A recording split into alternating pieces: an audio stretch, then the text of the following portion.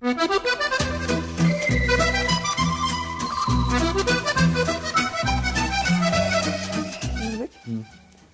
кошунун эшиктин алдында киши толуп калыптыр.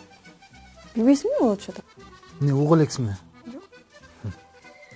Кошуналар жаңы мебель алды эле. Мен өлүп калдым, мага да ошондой мебель деп. Мына алып бердим, турат. Нурбек, алса алып турбусун, эмне болуп атасың эми? Жаңы телевизор алышты эле. Мага да ошондой телевизор керек деп жатып алдым го температура болуп. Мына телевизор. Аны да алып бердим.